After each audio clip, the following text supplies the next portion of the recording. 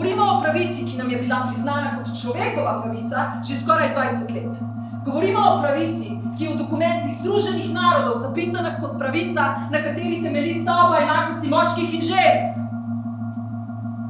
Zdi se, da se vam je odprl bežen pogled na to resnico, ko ste pripomnili, da je nemogoče v skladu z abstraktnimi načeli razložiti politični fenomen, ko ena polovica človeškega rodu popolnoma izključuje drugo iz sodelovanja pri vladanju. Če je tako, na čem potem temelji vaša ustava?